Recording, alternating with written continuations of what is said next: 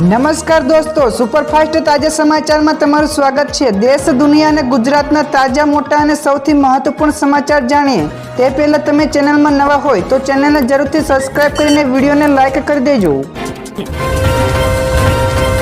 સૌથી પહેલા દોસ્તો આપણે વાત કરીએ તો ગાજવીજ સાથે પડ્યો ધોધમાર વરસાદ। તો ગુજરાતમાં વરસાદની આગાહીઓ કરવામાં આવી છે, ત્યારે આની વચ્ચે ગઈકાલે બપોર પછી ડાંગ જિલ્લામાં ગાજવીજ સાથે ધોધમાર વરસાદ પડ્યો હતો। તો આહવા, વઘઈ સહિતના અનેક વિસ્તારોમાં વરસાદ પડ્યો હતો। તો બીજી તરફ અમરેલીના સાવરકુંડલામાં પણ તાલુકા અને ગ્રામ્ય પંથકોના વિસ્તારોમાં ભારે વરસાદ પડ્યો હતો, ત્યારે તે દરમિયાન વીજળીના કડાકા સાથે ભારે વરસાદ પડ્યો હતો। ત્યારે જીરા, બોરાળા, ખડકલા, ભુવા, જૂના સાવર, સિમરણા જેવા વિવિધ ગામો વરસાદ પડ્યો છે। તો ખારાપાટા અને બાબરાના ગામડામાં પણ ધોધમાર વરસાદ પડ્યો હતો।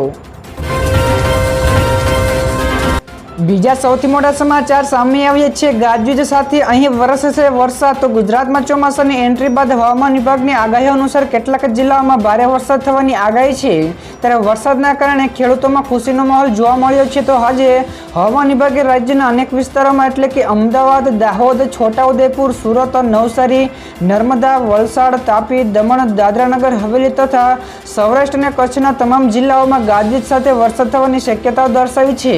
તો આગામી 20મી જૂન સુધી ચોમાસું આગળ વધશે। આગળ દોસ્તો વધુ એક સૌથી મોટા સમાચાર એરફોર્સમાં અગ્નિવીર ભરતી આવી છે, જ્યાં દર્શક મિત્રો ભારતીય વાયુસેનામાં જોડવા માંગતા યુવાનો માટે સારા સમાચાર સામે આવ્યા છે। ત્યારે અગ્નિપથ યોજના હેઠળ એરફોર્સ દ્વારા અગ્નિવીર વાયુ ભરતી માટેની જાહેરાત બહાર પાડવામાં આવી છે, જેમાં અપરિણીત છોકરાઓ છોકરીઓ એરફોર્સની વેબસાઇટ ઉપર જઈને ઓનલાઈન અરજી કરી શકશે। તો અરજીની પ્રક્રિયા 8 જુલાઈથી શરૂ થશે અને 28 જુલાઈ સુધી ચાલશે। તો તમે વેબસાઇટ ઉપરથી સૂચનાઓ ડાઉનલોડ કરીને સંપૂર્ણ માહિતી મેળવી શકો છો। ત્યાર પછી ફટાફટ દોસ્તો આગળના બીજા સૌથી મોટા સમાચાર મળ્યા છે। પશ્ચિમ બંગાળમાં ટ્રેન દુર્ઘટના, તો મૃત્યુઆંક વધ્યો છે, તો ડબ્બા કાપવાનું કામ હાલમાં શરૂ છે। જ્યાં દર્શક મિત્રો ગઈકાલે પશ્ચિમ બંગાળના જલપાઈગુડીમાં થયેલા ટ્રેન અકસ્માતમાં મૃત્યુઆંક 15 પહોંચી ગયો છે। તો 60 જેટલા લોકો પણ ઘાયલ થયા છે। તો અકસ્માતમાં ઘણા ડબ્બા પાટા પરથી ઉતરીને ભારે ક્ષતિગ્રસ્ત થયા છે। તો 3 ડબ્બા હવામાં છે। તો ડબ્બાને ગેસ કટર વડે કાપીને લોકોને બહાર કાઢવામાં આવી રહ્યા છે। તે દરમિયાન વડાપ્રધાન નરેન્દ્રભાઈ મોદીએ મૃત્યુ પામનારા પરિવારજનોને 2 લાખ રૂપિયા અને ઘાયલોને 50,000 રૂપિયાની સહાય આપવાની જાહેરાત કરી છે।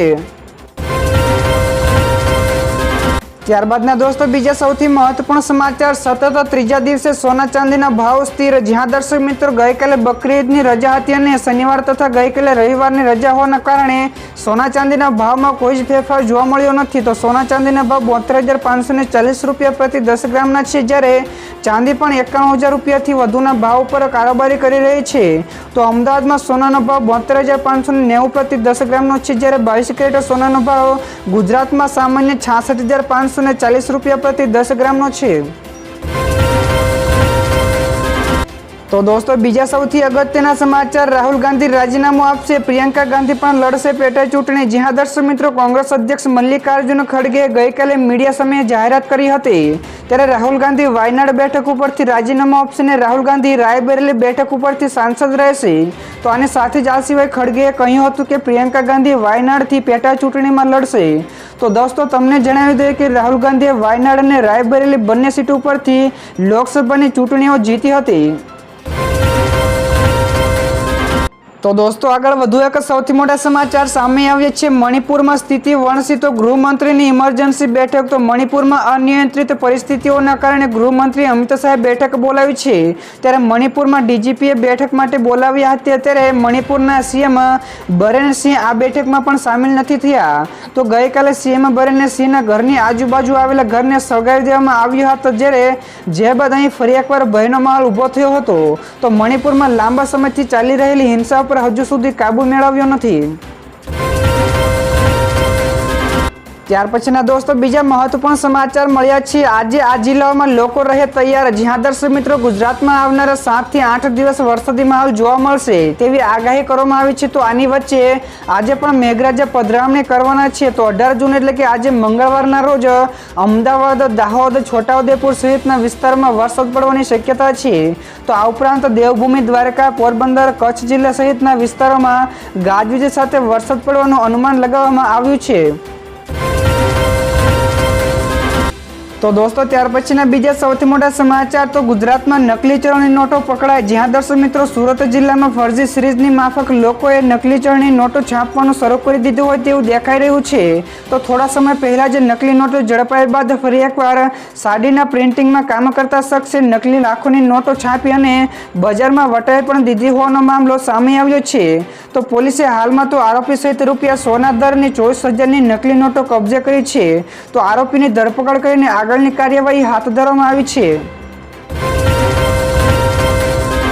ત્યાર પછી આગળ દોસ્તો વધુ એક સૌથી મોટા સમાચાર અગ્નિકાંડ મુદ્દે વધુ એક સમિતિની રચના। તો રાજકોટ ટીઆરપી ગેમ ઝોન અગ્નિકાંડ મુદ્દે હાઈકોર્ટના આદેશ બાદ વધુ એક સમિતિનું ગઠન કરવામાં આવ્યું છે। તો ગુજરાત સરકારે 3 આઈએએસ અધિકારીઓની સમિતિની રચના કરાઈ છે, જેમાં પી સ્વરૂપ, મનીષા ચંદ્રા અને રાજકુમાર બેનીવાલનો સમાવેશ થાય છે। તો આ સમિતિ ગેમ ઝોનના પાયા નખનારથી લઈને અગ્નિકાંડ સુધીની તપાસ કરશે। તો આ ઉપરાંત સમગ્ર મામલે અધિકારીઓની જવાબદારી નક્કી કરશે। તો 2 જુલાઈ સુધીમાં સમિતિને રિપોર્ટ પણ સોંપવામાં આદેશ કરાયા છે।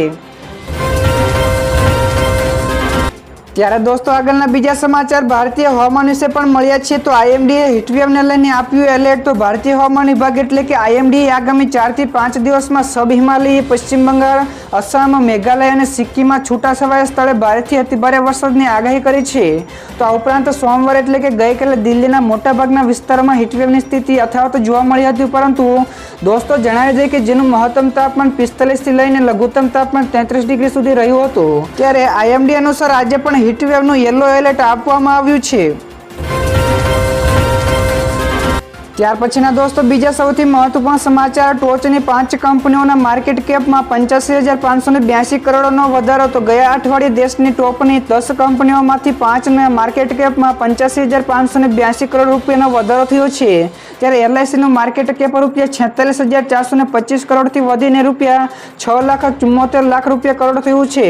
તો એચડીએફસીનું માર્કેટ કેપ રૂપિયા 18,639 કરોડ અને આરઆઈએલનું માર્કેટ કેપ રૂપિયા 10,216 કરોડ વધ્યું છે।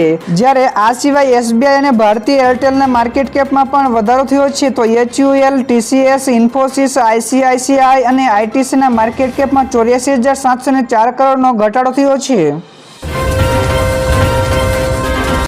ત્યાર પછીના દોસ્તો આગળના બીજા સૌથી મહત્વપૂર્ણ સમાચાર મળ્યા છે। ગ્રીન પરફોર્મન્સમાં ઇન્ડેક્સમાં ભારત તળિયે। જ્યાં દર્શક મિત્રો પર્યાવરણમાં સુધારાના કેન્દ્ર સરકારના દાવા છતાં પણ ભારતે અમેરિકાની 2 અગ્રણી સંસ્થાઓ દ્વારા તૈયાર કરાયેલા 180 દેશના એન્વાયરમેન્ટ પરફોર્મન્સ ઇન્ડેક્સમાં વિશ્વના 5 સૌથી ખરાબ દેશોમાં સ્થાન મેળવ્યું છે।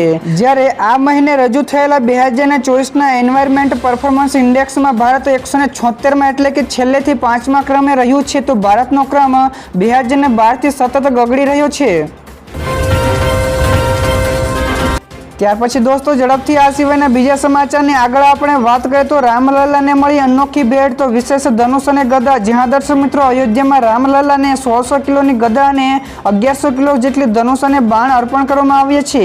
તો આ બંને વસ્તુઓ રાજસ્થાનના સુમેરપુરના શિવગંજમાંથી સ્થિત અને શ્રી સનાતન સેવા સંસ્થા દ્વારા બનાવવામાં આવી છે। તો 20 કારીગરોએ 75 દિવસના 5 ધાતુઓમાંથી 1600 કિલોની ગદા બનાવવામાં આવી છે અને તેની લંબાઈ 26 ફૂટ અને પહોળાઈ 12 ફૂટની છે। તો વિશાળ ધનુષ 1100 કિલોગ્રામનું છે। તો ધનુષ અને તીરની લંબાઈ પણ 33 ફૂટ અને ઊંચાઈ 26 ફૂટની છે। તો દોસ્તો ત્યારબાદના બીજા સૌથી મોટા સમાચાર સામે આવ્યા છે। કચ્છથી મોટા સમાચાર મળ્યા છે। તો ગુજરાતનું કચ્છ જાણે નશેડી વસ્તુઓનું હબ બની રહ્યું છે તેવું જણાઈ રહ્યું છે। તો છેલ્લા ઘણા સમયથી ડ્રગ્સ મળવાના મામલામાં કચ્છનું નામ સામે આવ્યું છે। ત્યારે ગઈકાલે ફરી એકવાર કચ્છ ચર્ચામાં આવ્યું છે। તો ગઈકાલે કચ્છના જખો વિસ્તારોમાંથી વધુ 10 બિનવારસી ચરસના પેકેટો મળ્યા છે। તો દરિયાઈ વિસ્તારોમાં મરીન કમાન્ડોની ટીમ પેટ્રોલિંગ કરતી હતી તે દરમિયાન આ પેકેટો મળ્યા છે। તો 3 દિવસમાં 31 જેટલા પેકેટ કચ્છના કોસ્ટલ વિસ્તારોમાંથી મળી ગયા છે। ત્યાર પછી ફટાફટ દોસ્તો આગળના બીજા સૌથી મહત્વપૂર્ણ સમાચાર મળ્યા છે। ભાજપે પેટા ચૂંટણીના ઉમેદવારો જાહેર કર્યા। તો ભાજપાએ પંજાબ અને પશ્ચિમ બંગાળની વિધાનસભા પેટા ચૂંટણી માટેના ઉમેદવારોની જાહેરાત કર્યા છે। તો આગામી 10મી જુલાઈએ દેશમાં 7 રાજ્યોમાં 13 વિધાનસભાની બેઠક માટે પેટા ચૂંટણી યોજાશે, જેના માટે ભાજપે પંજાબની જાલંધર પશ્ચિમ બેઠક ઉપર શીતલ અંગુરાલ અને પશ્ચિમ બંગાળની રાયગંજ બેઠક ઉપર માનસકુમાર ઘોષ, રાણાઘાટ દક્ષિણ ઉપર મનોજકુમાર બિસ્વાસ, બગડા બેઠક ઉપર બિનલકુમાર બિસ્વાસ અને માનિકતાલા બેઠક ઉપરથી કલ્યાણ ચેમ્બરને ચૂંટણીના મેદાને ઉતર્યા છે। ત્યારે પરિણામો પણ 13મી જુલાઈ જાહેર થશે।